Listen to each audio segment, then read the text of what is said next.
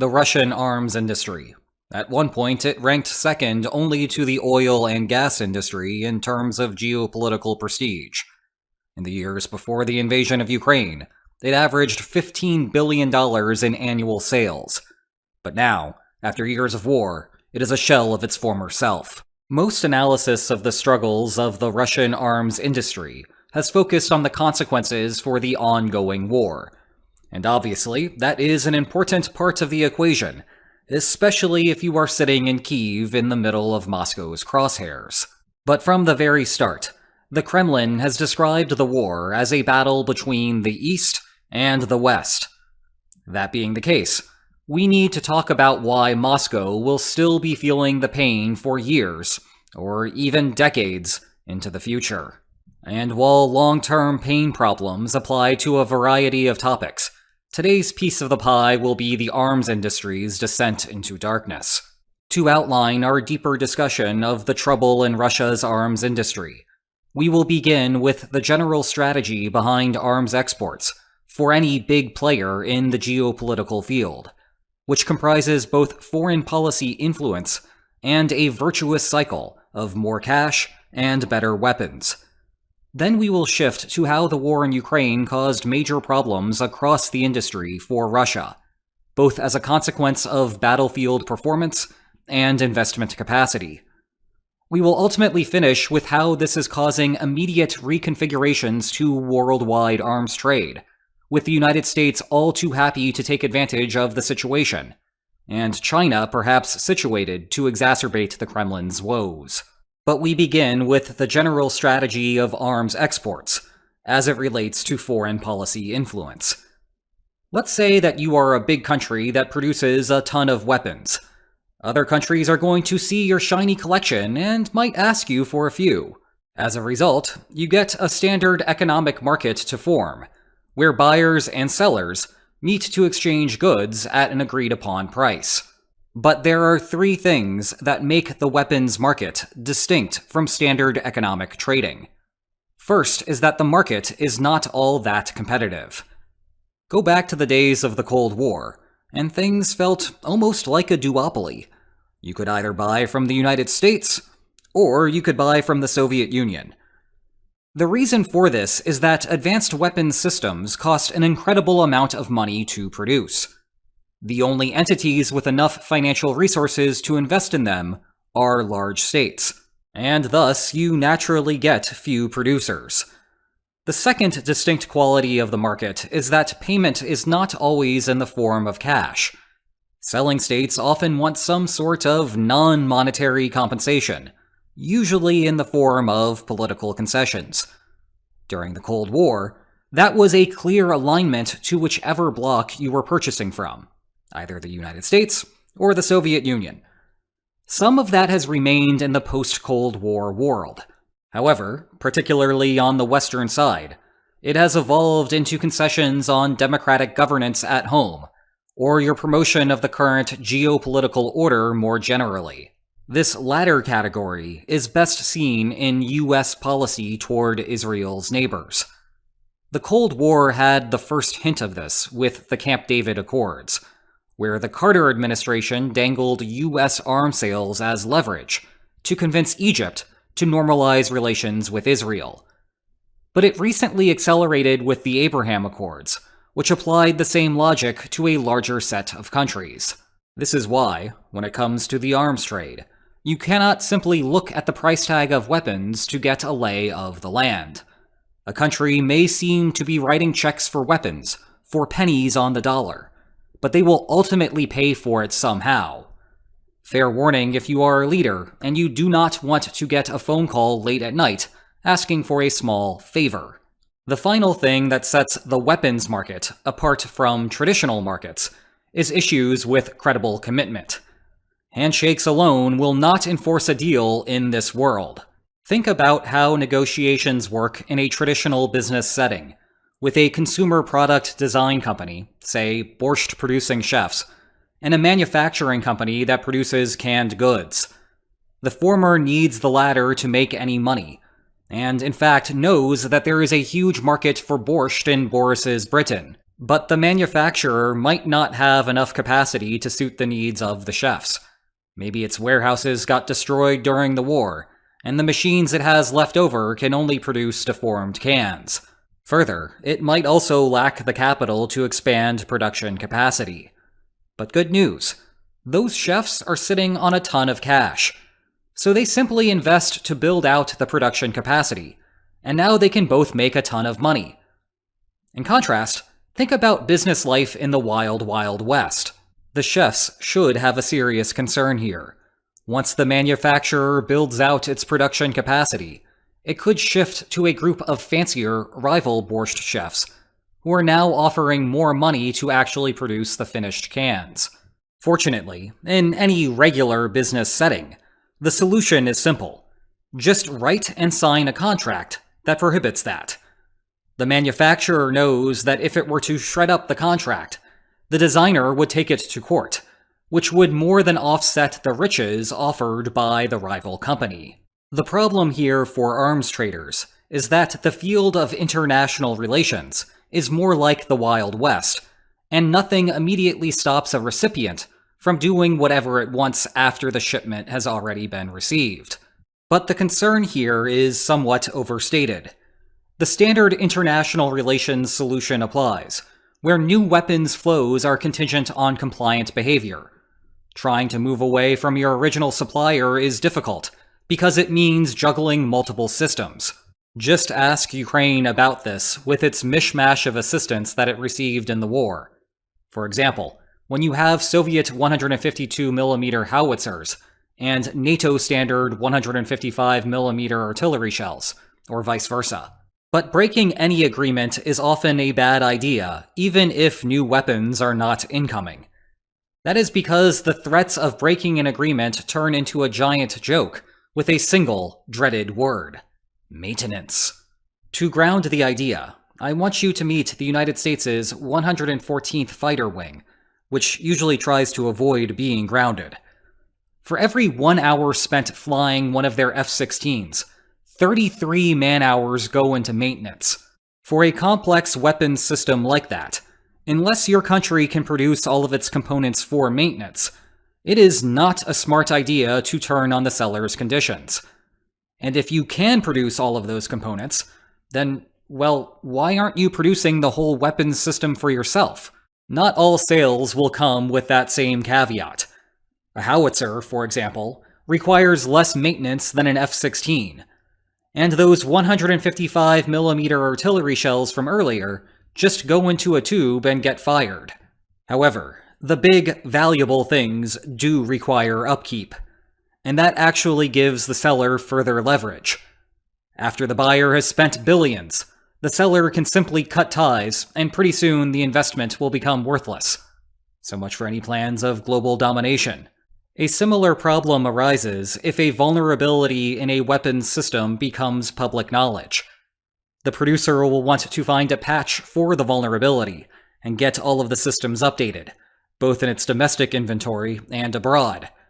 If you are out of political favor, though, well, so much for that. Sure would be a shame if your nice aircraft suddenly exploded. Worse, now everyone knows about the vulnerability, and knows that you have not fixed it. So you can imagine how your enemies will be going about their operations against you.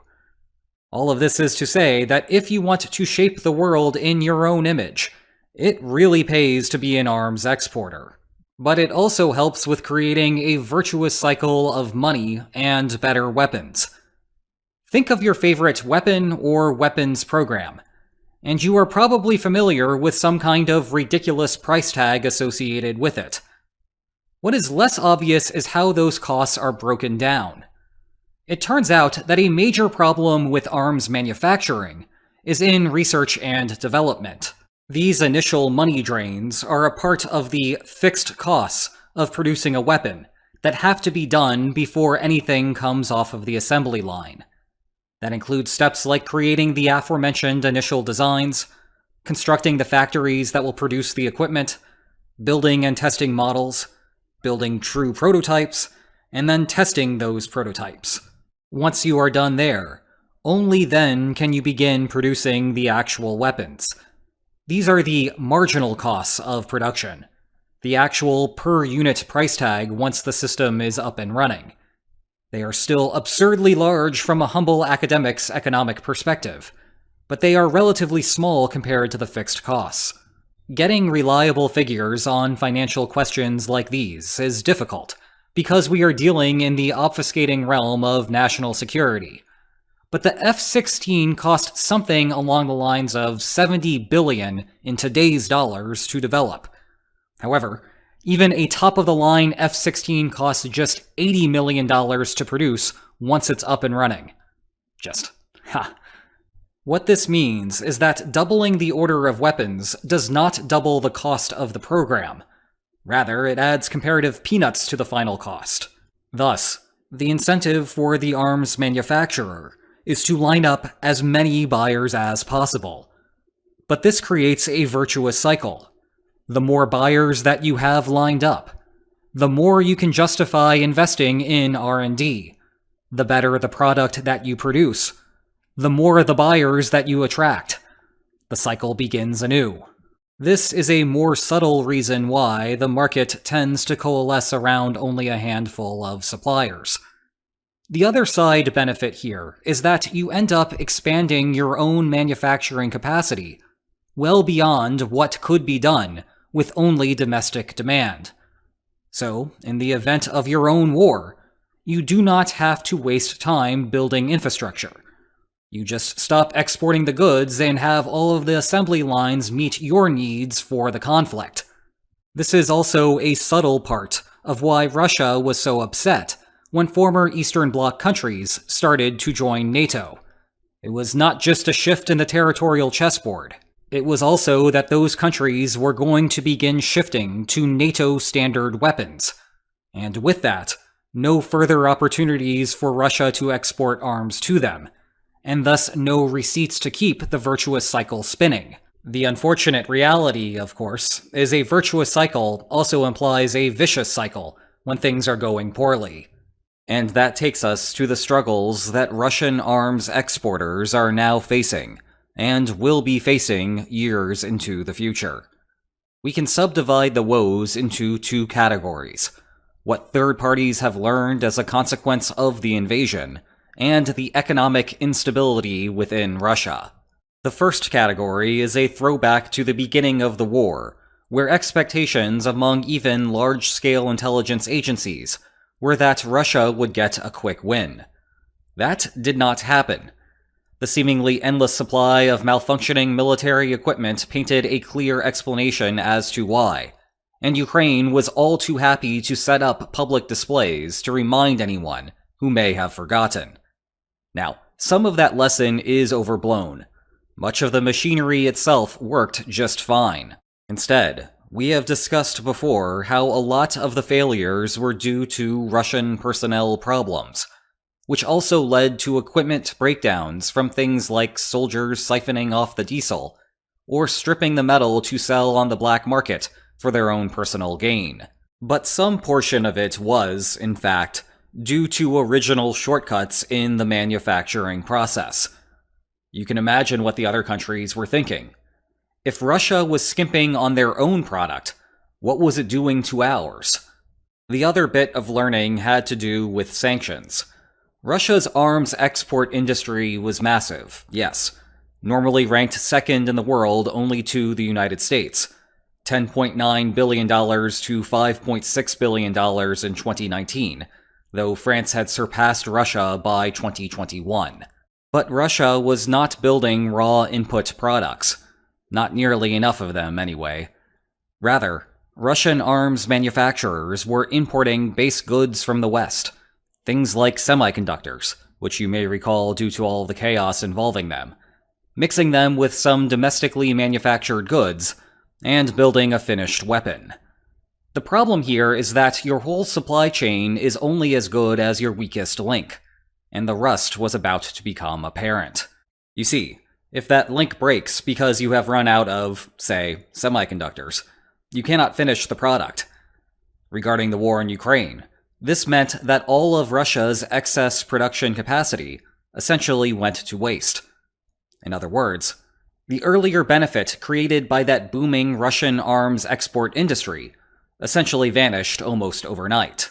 The casual viewer of the war likely found the result humorous, with Russia relying on North Korean weapons exports. For countries importing from Russia, however, it served as a new warning.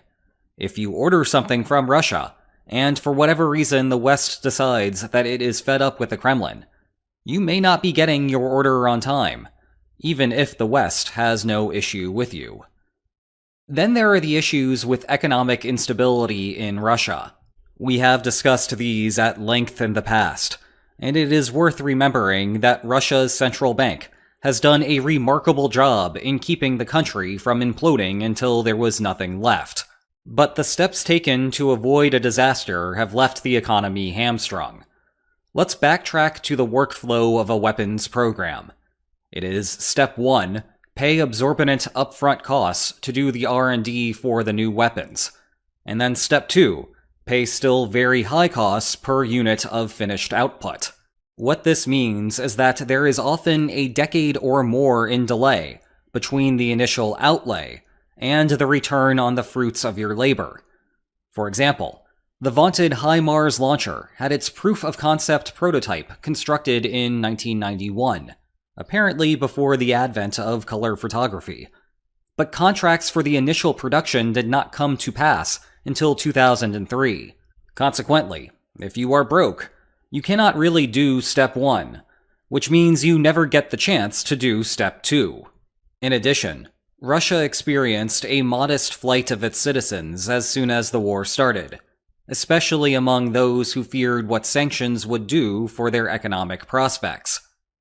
Then Russia experienced a much larger flight the following September due to the broader mobilization, as able-bodied Russians realized they might be sent to the front lines in Ukraine.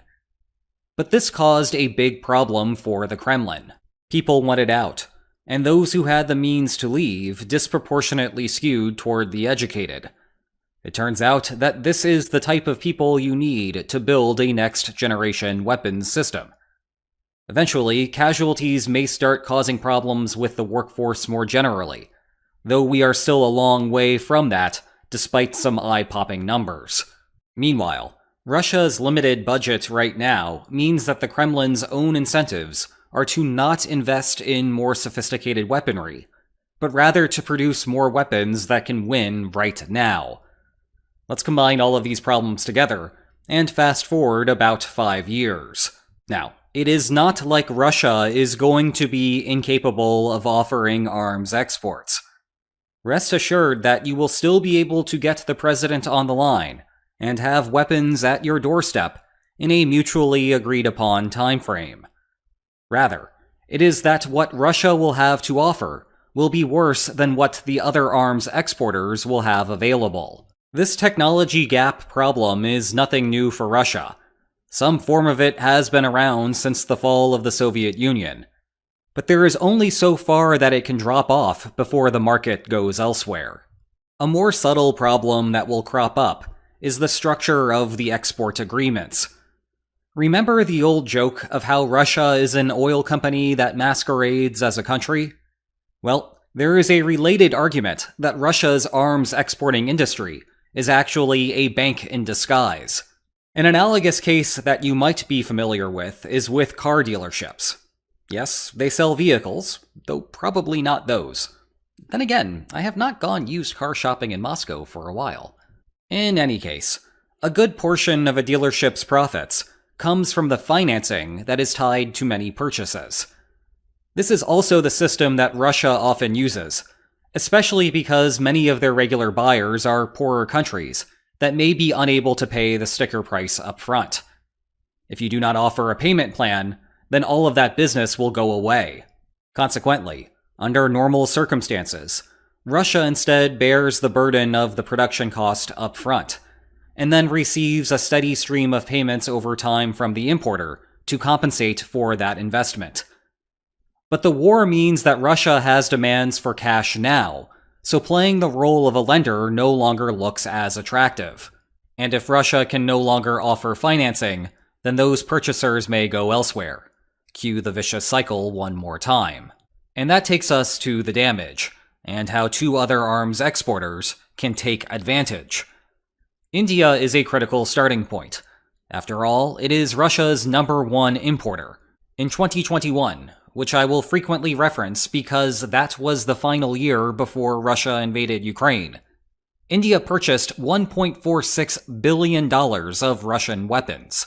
Note here that I'm using CPRI trend indicator values for this video. This is a complicated way to assign true dollar figures to the goods traded, which is not easy to do given that actual contracts sometimes offer the sweetheart deals that we discussed earlier. There is the short version of the official reasoning. Have fun reading it if you are so inclined. Okay, back to that $1.46 billion of Russian weapons to India in 2021. For perspective, Russia did $2.86 billion in total arms exports that year. Russia's main problem is that India is flexible. Yes, India is a member of the BRICS partnership. However, the West does not have any major geopolitical problems with India. Okay, there are some issues, but the West still sees India as a strategic partner in counterbalancing China. You can observe this in the arms export data.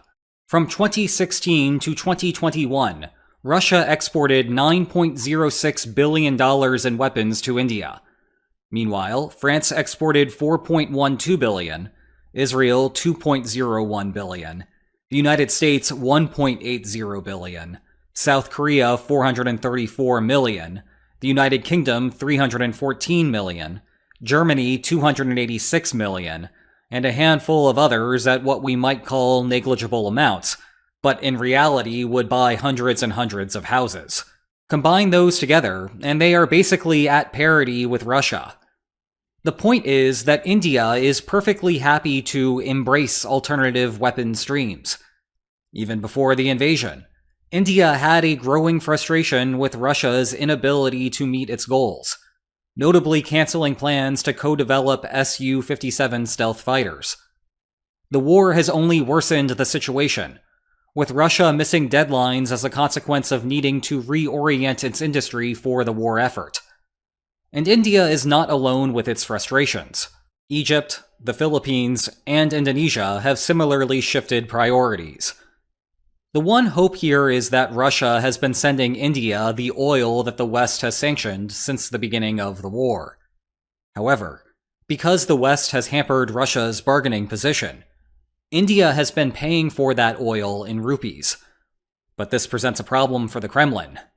Put simply, Russia does not import nearly enough from India to counter the trade imbalance, and Western sanctions prevent Russia from just using the standard currency markets to try to convert that money into something more useful. Russia has therefore chosen to reinvest the money into India, conceivably with the hope of eventually cashing out when the geopolitical circumstances become more favorable.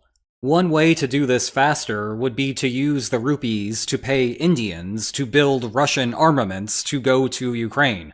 Whew. And yes, I realize the irony of the trade deficit turning India into an arms exporter to Russia. However, the discussions to put such a scheme into place are happening. The risk for India, of course, is having those Western sanctions extend to the subcontinent as a consequence. Meanwhile, the United States has been happy to try to accelerate tepid Russian partners to switch to Western weapons.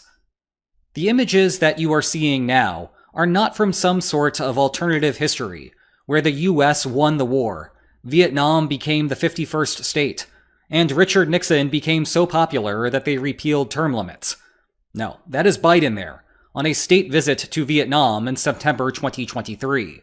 Back while he was vice president, the United States tried to stretch out its influence in the region by ending an embargo on arms sales to Vietnam. 7 years later, Biden stopped by on a broader trip meant to expand the coalition to combat China. The Vietnam visit actually followed an earlier stop in, guess where? India.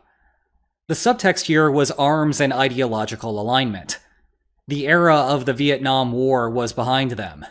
Both Hanoi and Washington want to deter China, something that Russia is not as interested in doing.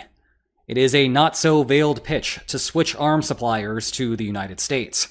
After all, if you are Vietnam, and suddenly you go to war with China, armed with Russian weapons, how confident are you that you are going to receive help with your materiel? Now repeat that same thought process with American weapons, and you can see the appeal of this pitch to Vietnam. Speaking of China, you have another government, this time in Beijing, attempting to take advantage of Russia's missteps. Once upon a time, China was Russia's largest arms importer. From 2000 to 2006, receipts averaged $2.5 billion annually. But from 2010 to 2021, the average dropped to $849 million. The reason for this evolution was the growth of China's domestic arms industry, thereby supplanting the need to go elsewhere. Chinese arms exports have correspondingly increased, primarily in the form of becoming Pakistan's main supplier. The major risk for Russia is China becoming the default exporter for countries aligned against the United States. That was always Russia's main comparative advantage, and if it disappears because China steps up, so too does that virtuous cycle that Russia otherwise has taken advantage of. Of course, China has its own quality questions to answer. Nigeria grew frustrated with downtime of its F-7 imports. Myanmar had similar problems with its JF-17s. For Bangladesh, it was the K-8W. Even Pakistan has found its own difficulties with F-22P frigates. Feels a bit like we are playing alphanumeric soup here, but the key point is that buyer beware reigns once more. The thing is that military hardware is sophisticated, and it is hard to tell when it might fall apart. That stands in contrast to something like a book, which relies on basic technology that goes back centuries. Thanks, Gutenberg. For example, you could reliably check out my new book on the strategy of the Russia-Ukraine conflict, or go straight to the original analysis of lines on maps. And if you enjoyed this video, please like, share, and subscribe, and I will see you next time. Take care. We saw a bunch of blueprints earlier. Oddly enough, I pulled these from NORAD's Santa tracking project. I did not even realize what I was doing until I hit the last one. Cool.